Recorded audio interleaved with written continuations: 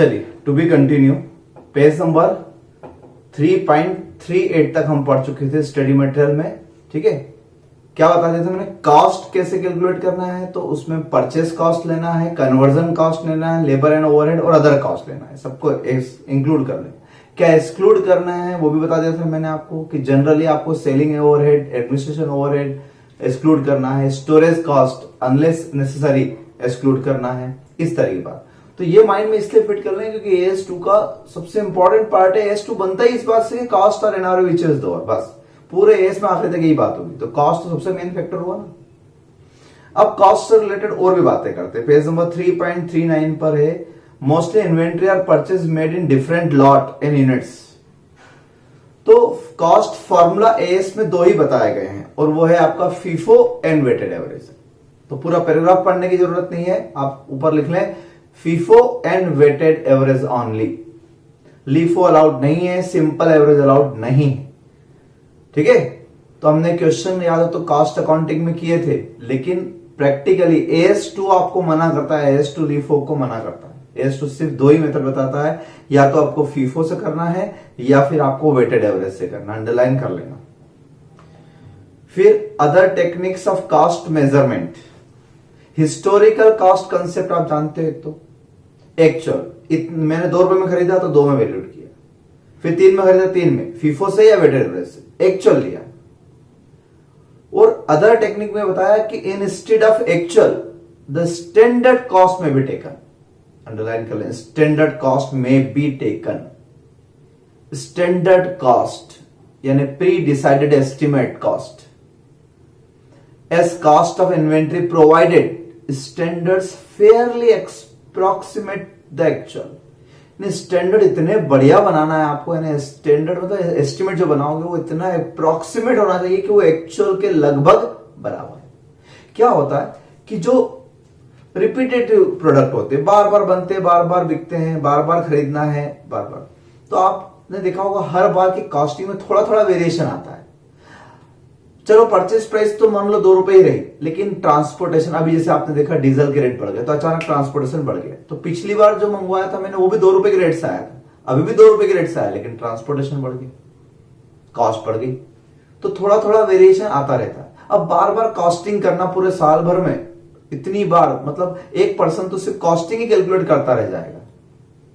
तो इसलिए standard cost भी अलाउड कर दिया ना। आप एक बार प्री डिसाइडेड एस्टिमेट बना के रख लीजिए, ठीक है, उसी एस्टिमेट से पूरे साल भर आप कॉस्टिंग कीजिए, जो वेरिएशन होगा आखिरी में एडजस्ट कर ले। तो स्टैंडर्ड कॉस्ट में be taken as value of inventory. ठीक है, such standard for finished and partly finished unit should be set in a light of normal level of material consumption, labour efficiency and capital utilisation. Means standard to be set on the basis of material utilisation ratio, ठीक है, labour efficiency ratio कि labour work कितना करते हैं। आते तो हैं सुबह 8 बजे, रात शाम को 6 बजे आते हैं, लेकिन इफेक्टिवली वर्क करते हैं कि नहीं करते हैं। तो प्रोडक्टिविटी देखो उनकी। तो in determining standard cost one should note raw material consumption level, labour efficiency level and capacity utilisation level. आपकी मशीन की कैपेसिटी का लेवल क्या है वो सब देखना चाहिए। Then we have to decide standard cost. एक मेथड तो ये होगी, यानी स्टैंडर्ड कॉस्ट मेथड। तो एक हो गई सबसे टॉप पे ऊपर फीफो लीफो, जो फीफो और वेटेड एवरेज पड़ी, मतलब वो एक्चुअल कॉस्ट होगी। वहां क्या लिख लोगे? Actual cost. ये हो गई आपकी स्टैंडर्ड कॉस्ट। और तीसरा एक और तरीका होता है retail business, where large number of rapidly changing items are traded. जैसे जनरल स्टोर पे किराना वाले क्या देखा होगा, कितने आप किराने वाले या जनरल स्टोर में देखो कितने वेराइटी के आइटम भरे होते हैं उसकी पूरी डिपार्टमेंट में पूरे। तो वो भी बार बार बिकते हैं, आज बिक गए फिर खरीदता है, फिर बिक गए फिर खरीदता है। तो repeatedly changing items are traded, the actual cost of item may be difficult to determine. सही बात, एक एक आइटम की कॉस्टिंग करना मुश्किल होता है। अच्छा, वो जब होलसेलर से खरीद के लाता है तो भी क्या एक एक आइटम लाता है कि एक शक्कर का बोरा? ऐसा नहीं, वो होलसेलर किया जाता है तो होलसेलर से भी बहुत सारी चीज एक साथ खरीदता है वो, कि 10 तेल के डिब्बे दे देना, 1 क्विंटल चावल दे देना, शक्कर देना, दाल दे देना, ये वो सब ले आएगा। तो एक ही बड़ा सा बिल बन गया, 10 लाख रुपए का इकट्ठा बिल बन गया। अब 10 लाख में सब आ गए। अब एक एक की कॉस्टिंग अलग अलग कैसे करें? क्योंकि ट्रांसपोर्टेशन तो इकट्ठा है, एक ही ट्रक में सारा माल आया। अब उसको बाइफरकेट करने बैठो कि ट्रक का जो ट्रांसपोर्टेशन लगा उसका उसमें 10 आइटम थे, 10 आइटम पे उसको अलोकेट करो। इतनी झंझट करने से अच्छा है, और अच्छा एक बार कर लिया फिर तो रिपीटली है ना, बार बार आएगा, फिर 2-4 दिन बाद फिर ट्रक मंगवाओगे आप। तो जो लोग बहुत फास्ट मूविंग आइटम बेचते हैं, बार बार बेचते हैं, रिटेलर्स खासतौर से, उनके लिए क्या एस कहता है, the unit dealt by retailer however are usually sold for similar gross margin. ये बात सही है कि रिटेलर खरीदता कितने में, लेकिन उसके माइंड में सेट रहता है कि मुझे हर आइटम पे 10 से 20% कमाना। आप मेडिकल स्टोर पे देखते हो कितनी वैरायटी की दवाइयां रहती है। तो ऐसे किराना वाला, मेडिकल वाले, इस तरह के जो रिटेलर्स होते हैं, उनको पता रहता है कि मैं कितने में भी खरीदूं। आज डीजल के रेट बढ़ गए तो उसकी कोई चीज 100 रुपए की 120 में दी सामने है, कोई दिक्कत नहीं। वो पहले 10% कमाता था, 100 रुपए पे 10 रुपीज कमाता था, अब वो 120 में लाया, 120 पे 12 कमाएगा। उसका मार्जिन तो फिक्स है, 10% कमाना है उसको, तो परसेंट वाइज कमाना है उसको, तो मार्जिन जनरली फिक्स रहता है। And a retail method to determine cost in such retail store makes use of fact. By this method, cost of inventory is determined by reducing, सुनना जरा, sale value of unsold stock. Sale value of unsold stock means closing stock by appropriate average percentage of gross margin, है ना। और इसको समझने के लिए आप एरो बना लें, नीचे एग्जाम्पल 3 लिखा हुआ है, आर क्यों लिख लें, क्योंकि ये बात इसी से समझ में आएगी क्या कहना चाहते हैं। ये कहना चाहते हैं कि आप इस क्वेश्चन को देखें, a trader purchase certain articles for 85,000। कितने रुपए में खरीदे उसने? 85, ये कॉस्ट हो गई। He sold some of the articles at 1,05,000। Average percentage of GP is 25% on cost and opening stock of inventory at cost was 15,000। बस इस सदा गिन में मत पढ़ना। तो opening stock at cost price 15,000 है, purchase at cost 85,000, 85,000। Total goods हो गया 100 लैक्स का, टोटल कॉस्ट सारे गुड्स की। अब इसमें बहुत छोटे छोटे बहुत सारे आइटम की, रिटेलर है तो पूरे सारे गुड्स के आइटमों से पता है कि मेरी दुकान में इतना माल भरा हुआ है। अगर मैं सारा गुड्स बेच देता ग्रॉस मार्जिन से, तो सारे गुड्स पे मार्जिन क्या? 25% ऑन कॉस्ट, इसी पे दिया है, तो 25,000, 1,25,000। तो ये हो गई sale value of all goods. सारा गुड्स अगर बिकता, सारा गुड्स बिकता तो 1,25 में बिकता जनरली, है ना। हो सकता था कोई 2 रुपए वाला है, कोई 3 वाला है, कोई 100 वाला है, कोई 150 वाला, सब तरह के आइटम है, तो एक एक की कॉस्टिंग मुश्किल है। तो उसने क्या करा, ओवरऑल देख लिया। If all goods sold then sale value will be 125, out of which actual sale कितनी की उसने? 1,05,000। तो बच कितना गया? 20,000। सारा गुड्स इतने का, बिका कितने का, एक्चुअल सेल इतनी, इसका मतलब ये क्लोजिंग स्टॉक। लेकिन ये क्लोजिंग स्टॉक की कौन सी वैल्यू? ये हुई सेल वैल्यू है, sale value of closing stock, unsold stock, क्योंकि मैंने सारे गुड्स पे ग्रॉस मार्जिन पहले जोड़ दिया। तो सारे गुड्स की कॉस्ट निकालना इजी था, क्योंकि बिल मेरे पास बहुत सारे थे। एक एक बिल में 50-50 आइटम खरीद के लाया मैं होलसेलर से, इंदौर से मंगवाया, हैदराबाद से मंगवाया, कहीं से भी मंगवाए, कोई टोटल मिला के एक एक बिल में 50-50 आइटम थे। तो इकट्ठा बिल का अमाउंट पता था मुझे, लेकिन एक एक की कॉस्टिंग मेरे लिए बहुत मुश्किल थी, तो मैंने इकट्ठी कॉस्ट लिख ली। और ये पता था कि मैं हर आइटम पे, कोई भी आइटम कोई 100 में 200 में लाया, लेकिन मैं बेचूंगा 25% मार्जिन पे, ये होगी। और एक्चुअली बेचा कितना? 1,05,000। तो मतलब आपके पास बचा कितना? 20। अभी 20,000 की क्या गई? Sale value. ये निकालना आसान है।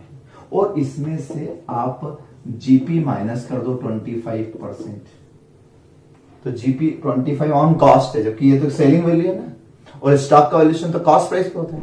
तो आप क्या करो, 25/125 कर दो ना, ये तो इंक्लूडिंग है ना, ये प्राइस क्या है? इंक्लूडिंग है, 125 है, तो 25/125 कर दो, तो 1/5 इसका माइनस कर देता हूं, 4,000 रुपए। तो 16,000 रुपए ये क्या आ गई? Cost of closing stock.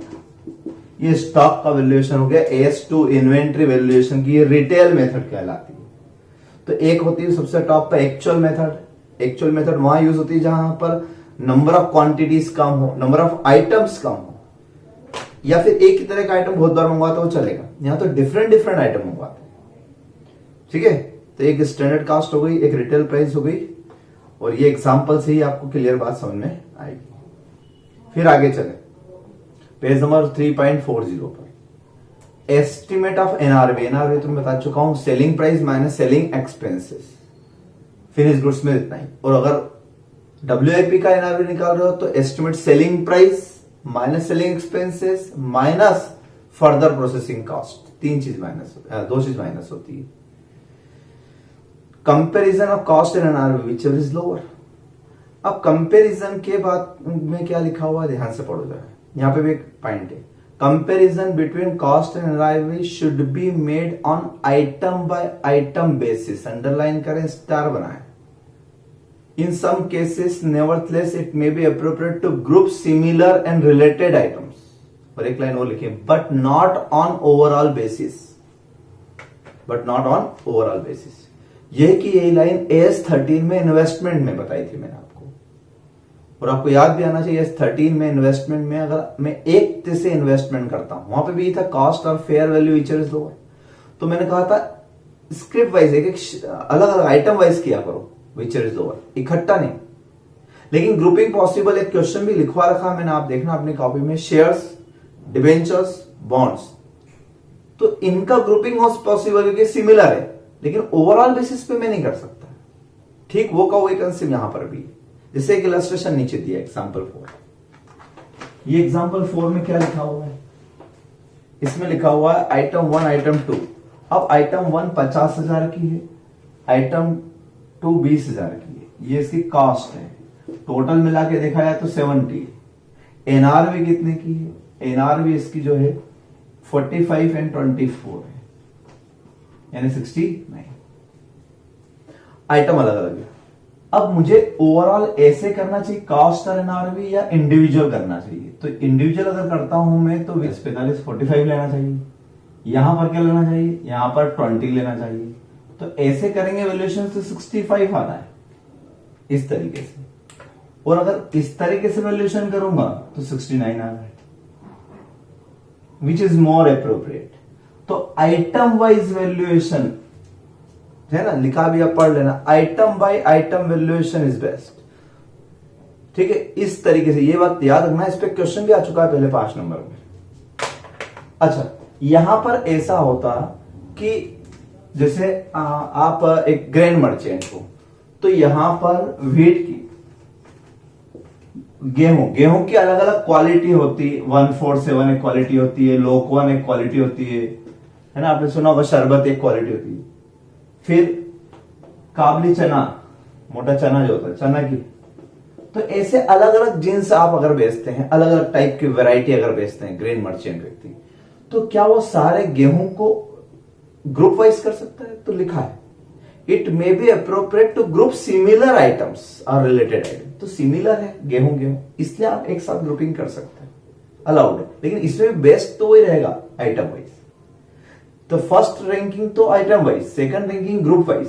ठीक है, तो आपके पास जितनी भी वेराइटी के गेहूं है आप उनका ग्रुपिंग करके व्हिचएवर इज लोअर, ये सही है। फिर जितने भी टाइप के आपके पास चना है, मान लो कैटेगरी 1 कैटेगरी 2, तो वहां पर भी आप ग्रुप वाइज कर सकते हो। बट ऐसा नहीं कर सकते हैं कि आप सभी का ओवरऑल बेसिस पे टोटल इकट्ठा, ऐसा नहीं करना है। तो नॉट ऑन ओवरऑल बेसिस मतलब ये। तो first priority should be given item wise item valuation, and second priority group wise, group of similar items. ठीक है, अगले पेज पर आते हैं। NRV of material held for use or disposal. NRV of material held for use or disposal. Material or other supply held for use in production of inventory are not written down below cost। तो मैंने आपको raw material की बात तो अभी शुरू ही नहीं की है। अभी जितनी भी हम बात कर रहे हैं कॉस्ट और एनआरवी व्हिचएवर इज लोअर, या हम फिनिश गुड्स की बात कर रहे हैं या WIP की। रॉ मटेरियल में तो क्या लिखा था, स्टार्टिंग चार्ट बनवाया था, उसमें लिखा था एट कॉस्ट, यानी वहां एनआरवी से कंपेयर करते ही नहीं है, मतलब वहां लोअर पे लाते ही नहीं है। जैसे यहां फिर लिखा वही वाली लाइन है, और मैंने कहा था आखिरी में समझाऊंगा, यहां है वो लाइन। क्या लिखी ध्यान समझना, material and other supply held for use in production, use means raw material of inventory are not written down below cost. आपको इसके कॉस्ट से कम पर वैल्यूएशन नहीं करना है। फिनिश गुड्स में तो हम लोअर पे ले आते हैं, कॉस्ट से कम पर ले आते हैं, इसको ले आते हैं ना, कॉस्ट से कम पर ले आए हैं, 70 की इसको 65 वैल्यूएशन कर दिया हमने। तो फिनिश गुड्स में ऐसा कर सकते हो, WIP में कर सकते हो, बट रॉ मटेरियल के केस में not below the cost if ये लाइन काम की, selling price of finish product containing the material, यानी जिस फिनिश गुड्स में मटेरियल लगने वाला है उस फिनिश्ड गुड्स को exceed the cost of finish goods, उसको आप उसके कॉस्ट से ज्यादा में बेचते हो। The reason is as long as this conditions hold the material realise more than its cost as shown below. बस तो इतनी सी बात लिख दी इन्होंने स्टडी मटेरियल में। आपको लगा सिंपल सी बात, अगर सेल्फ स्टडी करते तो क्या करते, आप इसको समझ ही नहीं पाते, ठीक है कुछ लिखा होगा आगे बढ़ जाते, लेकिन इसमें क्या लिखा हुआ है आप ध्यान से समझे। यहां पर एक पेज अटैच कर लेना जो मैं इलस्ट्रेशन लिखवा रहा हूं आपको। केस 1, केस 2, केस 3 है ना, ये हम हेडिंग लिख लेते हैं वैल्यूएशन ऑफ रॉ मटेरियल। हम बात किसी कर रहे हैं, रॉ मटेरियल की बात कर रहे हैं। तो रॉ मटेरियल में खरीदा होगा आपने, अब खरीदा होगा तो परचेस कॉस्ट वही लिखी होगी, वही purchase plus non refundable taxes plus transportation वगैरह वगैरह, तो कॉस्ट तो आ गई। तो रॉ मटेरियल कॉस्ट जो है खरीदने की कॉस्ट टोटल मिला के, वो सपोज हम मान लेते हैं 100 रुपीज 100 रुपीज 100 रुपीज 100 रुपए। फिर इस पर आपने लेबर एंड ओवरहेड्स खर्च करे होंगे 50 रुपए 50 रुपए 50 रुपए, तो टोटल कॉस्ट आ गई आपकी इसकी 150 150 150। ठीक है, ये प्लस इसमें प्रॉफिट जोड़कर आपने इसको बेचा होगा, तो सेल वैल्यू जो है इसकी यानी सेलिंग प्राइस हम ये मान लेते हैं कि यहां पर आपने एग्जैक्टली 150 में ही बेचा, या बल्कि ऐसा कहूं कि यहां पर आपने इसको 170 में बेचा, यहां आपने 150 में बेचा और यहां आपने इसको 130 में बेचा, ये सेलिंग प्राइस। ठीक है, sale value of finish goods. तो जिस फिनिश गुड्स में ये लगा है, ये मटेरियल लगा है 100 रुपए का और लेबर ओवरहेड 50 लगी है, उसकी कॉस्ट 150 आती है और बेचते हो आप 170 में, कभी कभी सेम रेट पे और कभी कभी कम पे बेचते हो, 3 सिचुएशन। अब एक सिंपल लॉजिक समझना, 170 रुपए मुझे कस्टमर देगा, तो 170 रुपए उसने मुझे दिए, तो उस 170 रुपए में मुझे क्या रियलाइज हो गया, क्या क्या वसूल हो गया। मेरा 100 रुपए जो लगा था वो वसूल हो गया, 50 रुपए की लेबर ओवरहेड लगी थी वो वसूल हो गई, प्लस 20 रुपए का प्रॉफिट भी वसूल हो गया, पूरा पैसा वसूल हो गया। जब पूरा पैसा वसूल हो गया तो आप कैसे कह सकते हो कि आपके रॉ मटेरियल की वैल्यू 100 रुपए नहीं है, कम है, जब आपको पूरा पैसा रियलाइज हो तो रहा है। एनआरवी भी क्या होती है, रिकवरेबल रियलाइजेबल वैल्यू, तो रियलाइज हो तो रहा है पूरा। रॉ मटेरियल जितना इसमें कंटेंट है, इसमें जितना लगा हुआ उतना पूरा रियलाइज हो रहा है कि नहीं, तो यही वहां लिखा हुआ है, फिर से पढ़ लो आप उसको। तो raw material and other supply held for use in production of inventory are not written down below cost, cost से कम नहीं करना है। If selling price of finish product containing the raw material exceeds the cost of finished product, तो जब selling price cost से ज्यादा हो, ठीक है, when sale value is more than cost, इस केस में है, तो जब सेल वैल्यू ज्यादा हो कॉस्ट से, तो फिर आपको raw material valued at cost, कितने वैल्यूड करना चाहिए, कॉस्ट, और कॉस्ट पे इसका मतलब 100 rupees per KG, cost price पे वैल्यूट करना है 100 पे, ठीक है, हमेशा 100 पे वैल्यूट करेंगे। इसकी एनआरवी कुछ भी हो, उसकी रिप्लेसमेंट कास्ट कुछ भी हो सकता है, इसकी रिप्लेसमेंट कास्ट, इसको रिप्लेसमेंट कॉस्ट को भी मैं चलिए यहां लिख देता हूं, रिप्लेसमेंट कॉस्ट 80 रुपए हो, रिप्लेसमेंट कॉस्ट 80 रुपए हो तो भी हमें इससे कोई लेना देना नहीं, क्योंकि क्लियर लिख दिया। बिलो कॉस्ट क्यों करोगे आप क्यों कहोगे हमारे रॉ मटेरियल की वैल्यू 80 रुपए, जब आपको पूरे मिल तो रहे हैं, आपके पूरे 100 रुपए लगे, 100 रुपए आपको रियलाइज हो रहे हैं कस्टमर से, तो फिर आप कैसे कह सकते हो? रिप्लेसमेंट कॉस्ट का मतलब क्या होता है? रियलाइजेबल वैल्यू वर्ड का इस्तेमाल नहीं किया। रिप्लेसमेंट कॉस्ट मतलब ये रॉ मटेरियल यहां लग गया, अब अगला प्रोडक्ट बनाने के लिए मुझे वापस ला के रखना पड़ेगा, तो न्यू परचेस प्राइस क्या होगी? तो मार्केट में न्यू परचेस प्राइस 80 रहेगी, रिप्लेसमेंट कॉस्ट यानी न्यू परचेस प्राइस। इसको रिप्लेस करना पड़ेगा ना, ये तो गया, नया लाना, तो 80 रुपए में आ रहा, तो भले नया 80 में आ रहा, लेकिन इसकी वैल्यू तो 100 ही रहेगी। जो पुराना खरीदा हुआ उसकी वैल्यू तो 100 ही रहेगी, क्योंकि आपको पूरे पैसे मिल रहे हैं। एग्जैक्ट बराबर मिले तो, बराबर मिलेंगे तो भी सेम कंसेप्ट रहेगा, सेम एट कॉस्ट, यानी आपको 100 रुपए पर ही वैल्यू करना है, क्योंकि आपको 150 में भी मिल रहा है, तो 150 में 100 रुपए तो रियलाइज हो रहा है। लेकिन तीसरे केस में अगर sale value less than cost हो, देन हम तब क्या कर सकते हैं? Raw material valued at replacement cost, तब हम रिप्लेसमेंट कॉस्ट पे ले सकते हैं, यानी कि हम कॉस्ट 100 रुपए थी और रिप्लेसमेंट कॉस्ट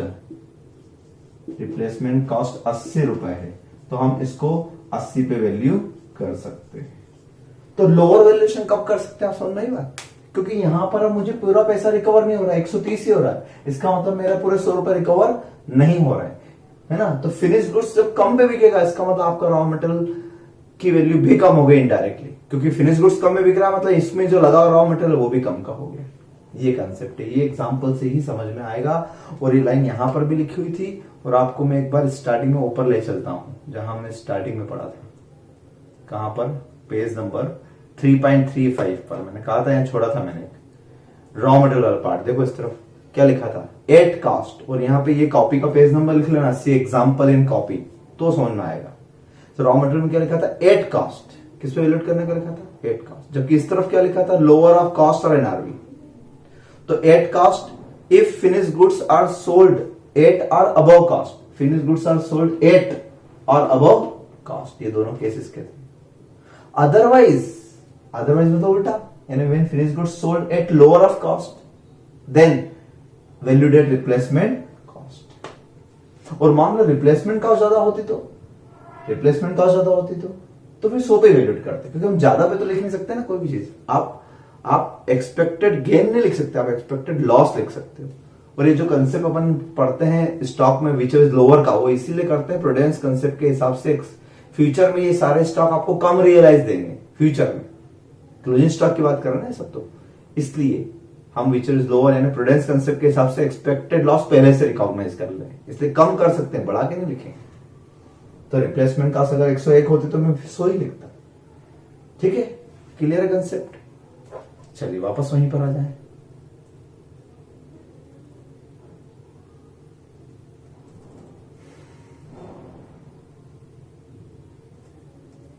अब आ जाएंगे आप पेज नंबर 3.41 पर, review of NRV at each balance sheet date.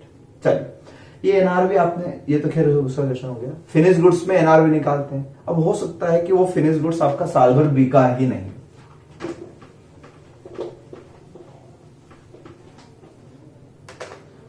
आपने फिनिश गुड्स का वैल्यूएशन किस पे किया? कॉस्ट और एनआरवी पर, है ना। ये 19-20 की बात कर रहा हूं। 19-20 में 1 लाख रुपए का था और एक ये 80,000 के थे मान लो, तो आपने किस पे वैल्यूएट किया? 80,000 पर। यानी 19-20 के प्रॉफिट एंड लॉस अकाउंट में आपने क्लोजिंग स्टॉक कितना लिखा है? 80,000 लिखा है ना। किसी कारण से नेक्स्ट ईयर तक भी, अगले साल तक 20-21 तक भी, 2021 तक भी ये वाला स्टॉक आपका बिक नहीं बिक पाया। यही ओपनिंग में आया और यही क्लोजिंग में भी पड़ा रहा, बिक नहीं पाया। तो क्या इस साल फिर से एनआरवी देखें? यस, इस साल फिर से एनआरवी देखें। इसकी कॉस्ट थी 1 लाख रुपए और एनआरवी कितनी थी? 80,000 रुपए थी। तो कॉस्ट 1 लाख रुपए और एनआरवी हो सकता है कि यहां पर एनआरवी बदल के और 75 रह जाए, तो 75 लिखो। 1 लाख की जगह अब कितने लगेंगे 75। तो जो 80 का ओपनिंग था वो घट के 75 करेंगे, ये भी पॉसिबल है। और बढ़ जाए, मान लो बढ़ जाए 85 हो जाए तो 85 लिखो, लेकिन 1 लाख से ऊपर लिख सकते हैं क्या कभी? नहीं, मैंने कहा गेन तो पॉसिबल ही नहीं है। तो क्या लिखा है रिव्यू का, an assessment is made of NRV at the end of each as at each balance sheet date. हर डेट पे एनआरवी का रिवैल्यूएशन करना चाहिए आपको, और लिख लो वहां and new NRV should be consider at each balance sheet date. अगले साल भी नहीं बिके मान लो, तो ये 75 अगले साल ले जाओ, फिर उसकी एनआरवी चेक करो। और बल्कि इन्होंने लिखा नहीं, एक लाइन और लिख सकते हो, the effect of revise NRV should be disclose separately. यानी इस 5 से क्या हुआ, इस 5 से क्या हुआ, मेरा 80 का वैल्यूएशन 75 रह गया, यानी यूं 80 होता, 5 से मेरा प्रॉफिट और कम हो गया ना। तो आपको नोट में लिखना चाहिए कि due to revaluation of NRV, due to review of NRV, profit decrease by 5,000 rupees because NRV change from 80,000 to 75,000। ये आपको फैक्ट डिस्क्लोज करना चाहिए, ठीक है। और लास्ट है डिस्क्लोजर। तो हर एस का मैंने कहा था एंडिंग डिस्क्लोजर से होती है। इस पूरे एस में जो आपने पढ़ा वो डिस्क्लोज करना है। क्या करना है डिस्क्लोज? तो financial statement should disclose number 1 accounting policy adopted in measuring inventory. Accounting policy adopted, आपने कौन सी पॉलिसी एडॉप्ट की है, including formula. Formula mean FIFO and weighted. तो अकाउंटिंग पॉलिसी ये है कि स्टॉक वैल्यूड एट कॉस्ट और एनआरवी विच इज लोअर, यह अकाउंटिंग पॉलिसी होगी, ठीक है। हाउ टू असर्टेन कॉस्ट, तो cost ascertain on actual cost basis, standard cost basis या रिटेल कॉस्ट बेसिस। 3 कॉस्ट के तरीके ये भी आपको डिस्क्लोज करना है कि हाउ टू डिटरमाइन कॉस्ट, ठीक। फिर फार्मूला यूज फीफो मेथड और weighted average method. Total carrying amount of inventory together with classification appropriate to enterprise. तो टोटल इन्वेंट्री डिस्क्लोज करना है, उसका classification, classification in the sense raw material, finish goods and WIP. 3 category should be disclose separately. इन तीनों को अलग अलग दिखाना चाहिए, ऐसा नहीं कि सबको मिक्स कर दे। तो क्या कैटेगरी होना चाहिए, नीचे लिखा है क्लासिफिकेशन में, देखो आप लिस्ट दे रखी है, रफ आइडिया ऐसी। रॉ मटेरियल अलग से दिखाओ, डब्ल्यूआईपी अलग से, फिनिश गुड्स अलग, 3 तो ये। Stock in trade in respect of goods acquired for trading purpose. जो बना बनाया गुड्स खरीदते हैं, बनाते नहीं, बना बनाया खरीदते हैं, वो फिनिश गुड्स वर्ड का इस्तेमाल नहीं करते, वो स्टॉक इन ट्रेड, जिस स्टॉक का ट्रेड करते हैं, स्टॉक इन ट्रेड वर्ड का इस्तेमाल करते हैं। स्पेयर पार्ट्स को अलग से शो करो, लूज टूल्स को शो करो। लूज टूल्स अगर इस AS2 की कैटेगरी में आते हैं तो, यानी अगर वो कंज्यूमेबल आइटम है तो यहां दिखाओगे, और अगर वो पीपी असेट की कैटेगरी में आते हैं, use for more than 1 accounting period, तो पीपी में भी आ सकता है ना, अदर स्पेसिफाई, ठीक है। चलिए, यहां आपका अकाउंटिंग स्टैंडर्ड कंप्लीट हो जाता है। एक बार जरा रिव्यू कर ले हम इस पर क्या क्या पढ़ा हमने। स्टार्टिंग से आ जाए पेज नंबर